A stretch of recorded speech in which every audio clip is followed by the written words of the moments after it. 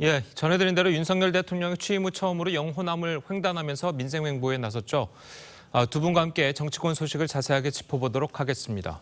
윤희석 국민의힘 대변인 그리고 서영주 더불어민주당 상근 부대변인 나오셨습니다. 안녕하세요. 안녕하세요. 자, 윤 대통령의 영호남 민생 행보 주요 장면을 영상으로 먼저 보시겠습니다.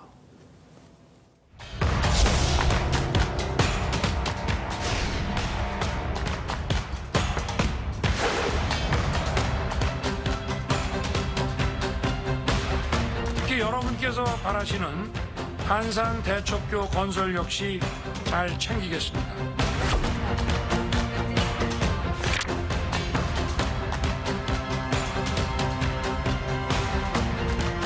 순천이 호남과 대한민국 발전의 핵심 거점이 되도록 제대로 챙기겠습니다.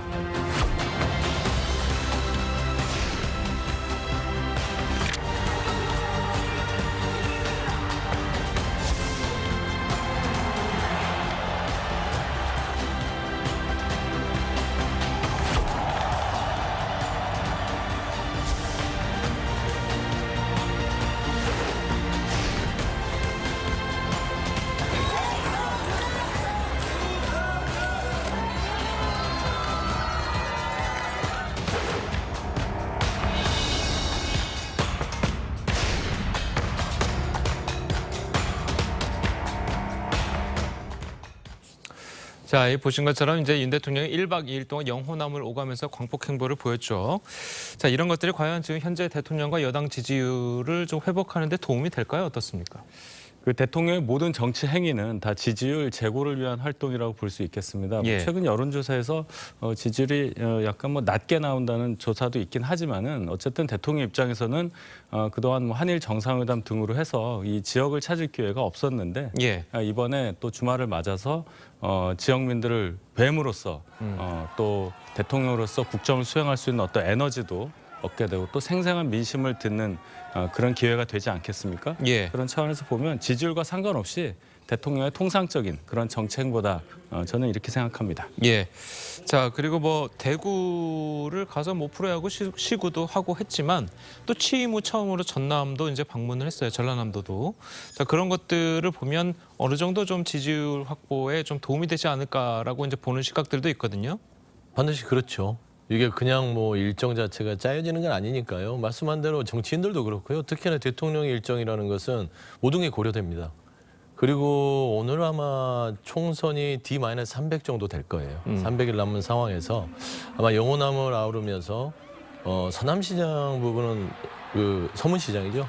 대구 서문시장은 보수의 성지 아닙니까? 예. 최근에 이제 본인이 한일 정상회담, 그다음에 주 69시간 이런 부분들에서 민심에 좀 차가운 어떤 느낌을 받았을 거예요. 그래서 아무래도 보수 지지층을 한 번 더 아우르자라는 측에서 이제 대구를 방문한 것 같고요. 예. 순천 같은 경우는 취임 후 처음 방문한 부분들이 아쉽긴 합니다.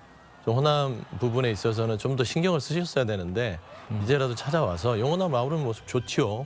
그렇게 하시는 게 마땅하고요. 근데 오늘이 제주 4.3 75주년 되는 날입니다. 예. 그런데 제주에는 가지 않아요. 이런 부분들을 봤을 때는 이게 너무 지지율만 신경 쓰는 거 아닌가. 그다음에 제주 지난해는 가셨는데 올해는 또 75주년은 또 특별한 날입니다. 그리고 제주도민이 대통령 와주셨으면 좋겠다라고 하거든요. 그런 점에 있어서는 조금 지지율 이런 어떤 이익적인 부분에서 일정보다는 대한민국에 대한 역사를 조금 더 대통령으로서 진지하게 고민하는 부분들이 있었으면 좋겠다는 좀 아쉬움이 있고요. 예. 그다음에 한일 정상회담 부분들을 지금 수습을 못하고 있잖아요. 그런 부분에 있어서는 이거 역사를 너무 이렇게 가볍게 여기는 거 아닌가라는 부분에서 좀 비난을 받을 수도 있겠다라는 좀 염려가 있습니다. 예. 제주도는 왜 안 가시는 겁니까? 뭐 여러 일정이 있었겠죠. 4.3 얘기하시는데 이미 그 윤 대통령은 당선인 시절이지만 지난해 4.3 추념식에 참석을 했었습니다. 그 저희 당에서도 여러 번 4.3 추념식에 참석을 했었고요. 그렇죠. 그래서 이 4.3을 바라보는 국민의힘의 이 입장 그리고 국민의힘의 그 평가 이것은 이미 결론이 난 사안이라고 생각합니다. 예. 참석 여부와 관계없이 4.3을 대하는 저희의 태도에 대해서 국민들께서는 잘 알고 계신다. 저는 이렇게 생각합니다. 알겠습니다. 근데 저희 4.3에 대해서 조금 아쉬움이 있는 게 오늘 75주년이라서 조금 말을 좀 덧붙이면 그러니까 이제 김기현 대표도 아마 참석을 안 하시는 걸로 알고 있어요. 4.3은. 근데 중요한 건 태영호 최고위원께서 4.3에 대해서 어떻게 얘기를 하셨냐면 그러니까 제주 도민들 되게 분노하고 계시거든요. 4.3은 공산주의 폭도들의 어떤 배후가 있다라고 했는데 거기에 대한 제대로 된 사과가 지금 없습니다. 그런 부분에 있어서 굉장히 제주 도민들이 힘들어하고 현재 제주로 가보면 제주 얘기를 들어보니까 그러니까 극우 세력들께서 현수막에다가 그런 태영호 최고위원이 했던 얘기들을 현수막에 쭉 깔아놓은대요. 근데 오늘이 4.3 75주년인데 그걸 보고 있는 제주 도민은 얼마나 힘들겠습니까? 라는 차원에서는 조금 더 국민의힘이 뭐 열심히 그런 부분은 받아들이는 거 알고 있습니다. 그걸 다 인정하는 것도 알고 있지만 행위 자체가 그런 게 있을 때는 좀 같이 수습에 나서는 게 좋지 않을까 하는 말씀 좀 덧붙이고 싶습니다. 알겠습니다. 자, 그리고 조금 전에 이제 저희가 이야기가 조금 했습니다만, 자, 대구 방문했을 때 이제 윤 대통령이 보수의 성지라고 불리는 서문시장을 찾았습니다. 자, 윤 대통령은 지난해 당선인 시절부터 여러 번 서문시장을 방문했었는데요. 영상을 저희가 준비했습니다. 제가 이 대구에서 태어나지는 않았지만 늦깎이로 여기서 사회생활을 하고 또 정치를 시작할 때도 여러분께서 불러주시고 이 자리까지 바로 여러분께서 키워주신 거 아닙니까? 그러니까 대구는 제게 정치적 고향 아닙니까, 여러분? 마지막에 이 서문시장에서 기받고 갈랍니다, 여러분. 힘이 납니다. 어떻게 보면 이 권력이 서문시장에서 나오는 것 같습니다. 제가 이 서문시장만 오면은 어디 아프던 것도 다 낫고 엄청난 그 힘을 받고 자신감을 늘 얻게 됐습니다. 제가 어려울 때도 우리 서문시장과 대구 시민 여러분들 생각하면 힘이 납니다, 여러분. 오늘 제가 기운 받고 가겠습니다. 고맙습니다. 자, 이 서문시장이 역사적으로 봐도 뭐 짧게는 뭐 박근혜 전 대통령을 이제 생각하더라도 박근혜 전 대통령도 굉장히 좀 정치적으로 좀 위험한 일이라든가 아니면 정치적으로 조금 힘든 일이 있을 때 서문시장을 뭐 종종 방문하는 그런 모습을 좀 보이기도 했는데, 자, 이 서문시장이 이 국민의힘 그러니까 보수 정당에게 갖는 그런 어떤 특별한 의미가 있습니까? 일단 서문시장은 우리나라에서 뭐 3대 시장이라고 해요. 규모가 일단 크고 예. 대구라는 곳에 있는데 대구라는 곳이 그동안 저희 당의 이 대통령을 지내신 분들의 어떤 정치적인 고향, 근거지가 되는 곳이기 때문에 예. 각별한 의미를 갖고 있는 곳이라고 생각합니다. 윤 대통령께서 최근에 이제 여러 번 가셨다고 지적하시는 분들이 있는데 윤 대통령은 정치하신 지가 얼마 되지 않았어요. 모든 역대 대통령들 보면 정치 오래 하시던 분들 다 정치적 고향이 있습니다. 윤 대통령은 그게 없기 때문에 특별히 이 대구 서문시장에 의미를 두고 그곳을 정치적 고향으로 생각하면서 나름의 어떤 정치적 에너지를 되찾는 또는 생성하는, 그래서 길을 받는 그런 곳으로 생각하시는 게 아닌가, 저는 이렇게 평가하고 싶습니다. 예. 자, 그런데 이 대통령의 멘토라고 불리는 심평 변호사가 이 내년 총선에서 여당이 위험할 줄 수도 있다. 자, 이런 전망을 내놨습니다. 자, 민주당에서는 내년 총선을 어떻게 보십니까? 지금 현재 상황에서는. 저는 저희 당이나 저는 심평 변호사가 아니라서 저렇게 예리하게는 평가하기는 좀 힘들 것 같지만 예. 어떤 선거든 간에요. 방심하면 안 됩니다. 그리고 어려울 것이다 생각하는 게 맞거든요. 예. 뭐 심평 변호사가 저렇게 얘기하는 부분들은 저번에는 또 이런 식으로 좀 합리적으로 얘기를 안 하시던 분이잖아요. 근데 갑자기 왜 또 입장을 바꿔서 이렇게 하시는지 저는 도무지 이해는 안 되지만 내년 총선은 결국에는 중도층들의 마음을 누가 잡느냐가 관건이 될 것 같습니다. 지금 현재는 윤석열 정부가 들어서고 여야의 합치가 사라지고 여러 가지 갈등들이 많아지면서 너무 양극, 보수와 진보로 양극단으로 나눠져 있는 상황이라고 보거든요. 예. 근데 결국에는 양극단에서 총선의 승패가 나오는 건 아닙니다. 물론 지지 기반을 통해서 움직이는 원동력은 되겠지만 최종적으로 총선에서 누가 승기를 잡느냐는 중도층의 마음, 눈높이, 그리고 중도층이 봤을 때 어느 정당이 제대로 하고 있어? 이걸 평가받아야 되는 것이기 때문에 제가 심평 변호사가 얘기했던 이런 우려들은 뭐 여야를 막론하고 어느 정도 누구나 다 할 수 있는 평가다라고 봤을 때는 저는 민주당 얘기를 하셨으니까 쉽지 않은 선거가 될 것이다. 민주당 입장에서 그렇게 보고 있습니다. 그런 마음으로 준비하는 것이 맞고 그런 마음을 가지고 중도층을 대하고 겸손하게 가야만 그나마 좋은 결과를 기대해 볼 수 있다라고 평가하고 싶습니다. 알겠습니다. 자, 그리고 전남 순천 이제 방문할 때 있어서 이 강기정 광주시장이 김건희 여사의 광주 비엔날레 참석을 적극적으로 요청한 것으로 알려졌습니다. 자, 그래서 좀 화제가 되고 있는데 이 강기정 광주시장은 이제 대선 당시에 김 여사에 대해서 부인을 넘어서 뭐 강력한 비선 실세다. 자, 이렇게 강력하게 비판을 한 적이 있거든요. 자, 그런데 이 김 여사가 이 광주 비엔날레에 과연 참석을 할 것인가? 이것에도 좀 관심이 몰리고 있어요. 어떻게 보십니까? 저는 참석하리라고 봅니다. 기본적으로 김건희 여사는 예술 전시 기획 관련한 전문가고 사업을 예. 하셨던 분이기 때문에 그 영역에 대해서 관심이 많으실 것이고 네. 또 대통령 배우자가 그 광주 비엔날레 참석하는 그 효과도 클 것입니다. 문제는 이제 화제가 되는 것은 강기정 광주광역시장이 초청을 했다는 거 아니겠습니까? 그러니까요. 대선 당시에 워낙 치열한 선거전이 있어서 강기정 광주시장이 당시에 굉장히 많이 김건희 여사를 공격했었는데 뭐 그거는 선거니까 저희도 그 연연하지 않을 것이라고 생각을 하고 예. 강기정 시장이 이렇게 대통령 배우자에 대해서 광주 비엔날레 초청한 것 자체는 평가할 만한 일이라고 생각하고 저희도 여러 가지 국정 안정을 위해서 당연히 협조하고 또 참석하시리라 이렇게 생각합니다. 알겠습니다. 자, 다음 소식도 한번 넘어가 보도록 하겠습니다. 자, 오늘부터 사흘 동안 이 국회에서 대정부 질문이 열리죠. 자, 이에 앞서서 이제 민주당은 한일 정상회담과 양곡법 개정안 등을 두고 공세를 예고하고 있습니다. 관련 이야기 먼저 듣고 오시겠습니다. 후쿠시마 방사능 오염수 방류와 후쿠시마산 수산물에 대해서 윤석열 대통령은 어떤 말을 들었고 어떤 말을 했습니까? 대통령의 무능과 정부 여당의 무책임이 거부권 행사로 이어지고 있습니다. 윤석열 대통령은 쌀값 안정화법을 막지 마십시오. 자, 이 뭐 원내 대변인의 말을 들어봤지만 뭐 결국은 한일 정상회담 그리고 양곡법 뭐 이 정도가 되겠네요. 요점은.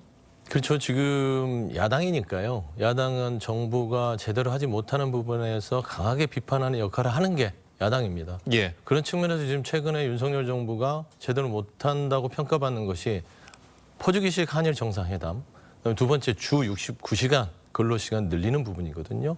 그다음에 세 번째가 이제 양곡관리법인데 이제 거부권을 행사하겠다고 지금 하는 상황이라서 아마 한 3개 정도가 큰 축에서 대정부 질문이 이루어질 것 같은데요. 일단은 한일 정상회담에서 국민들의 여러 가지 우려 중에 하나가 후쿠시마 수산물을 들여오려고 정말 하는 것이 맞냐라는 것인데 그 부분이 아직도 정부 대통령실에서는 제대로 좀 이렇게 시원한 해답을 못 주고 있습니다. 그러니까 먼 게는 아닌데 먼 게는 아니다라는 해명이잖아요. 대통령실은.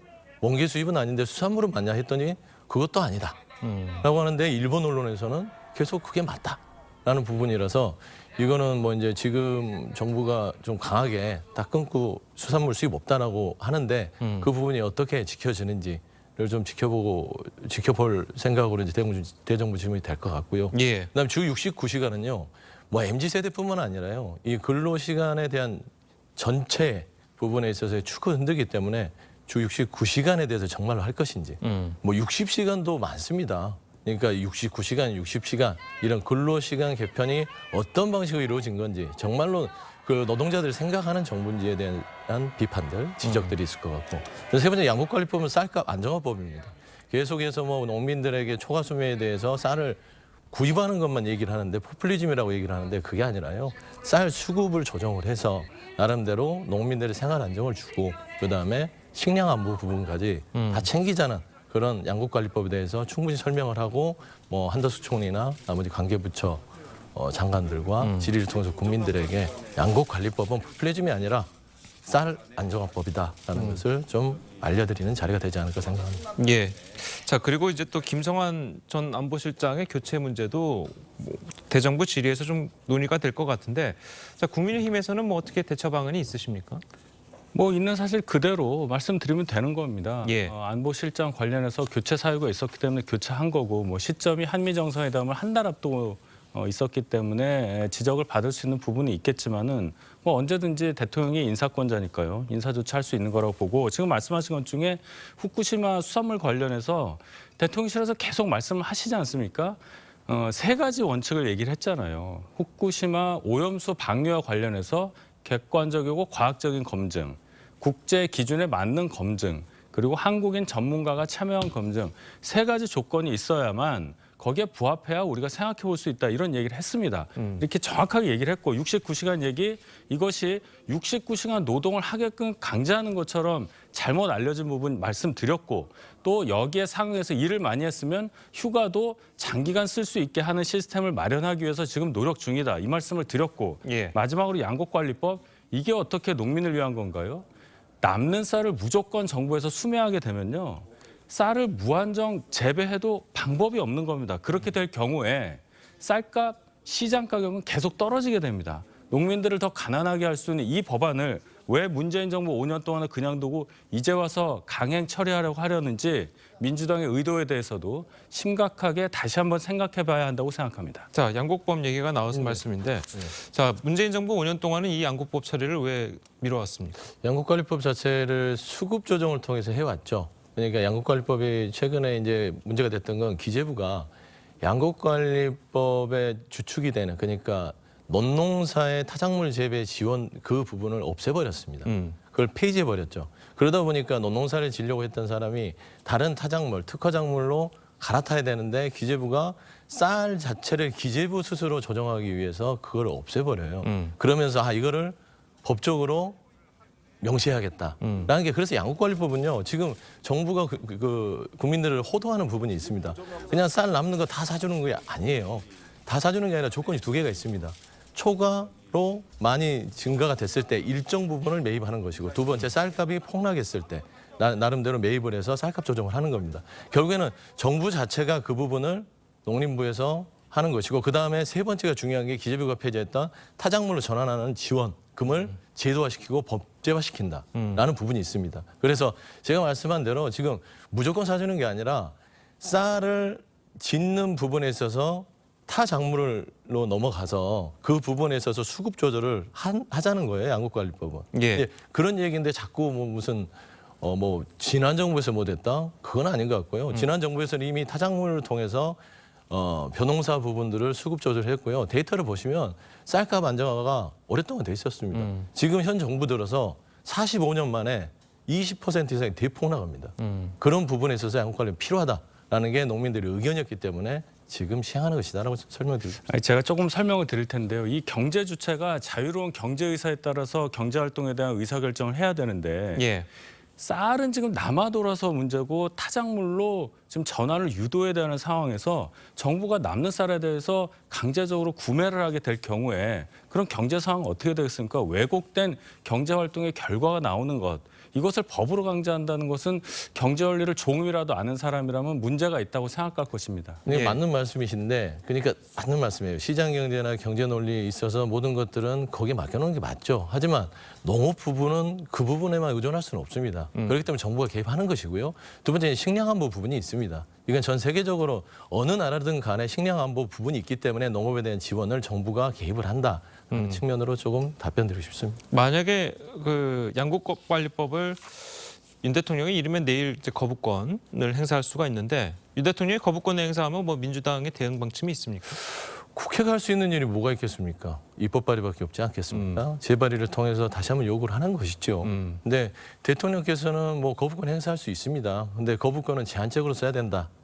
라는 말씀을 드리고 싶고요. 예. 그다음에 의회주의를 존중해야만 아까 영남 호남 가듯이 상생의 정치를 하듯이 의회를 존중하고, 그리고 또 정부로서 요구하는 걸 요구하고, 이런 국정 운영이 돼야 되지 않겠습니까? 라는 부분에서는 양곡관리법을 조금 더 심도 깊게 검토했으면 좋겠다라는 말씀드립니다. 예, 만약에 이제 내일 대통령이 거부권을 행사한다면 이 국회가 뭐 어찌 됐든 본회의를 통해서 입법이 결의가 된 내용, 입법이 된 내용을 대통령이 이제 처음으로 거부권을 행사하는 것이 될 텐데 이게 정치적으로 좀 부담이 되지 않겠습니까?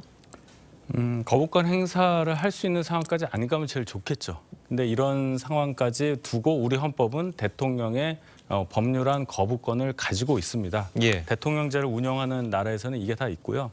입법부와 행정부 사이의 견제와 균형의 원리에 따른 작용이기 때문에 다소간의 마찰은 있을 수 있어도 잘못된 법안에 대해서는 대통령이 결단을 내려서 거부권 행사하는 것에 대해서는 크게 문제가 없다고 생각합니다. 예, 알겠습니다. 자, 오늘 두 분 말씀은 여기까지 듣겠습니다. 잘 들었습니다. 고맙습니다.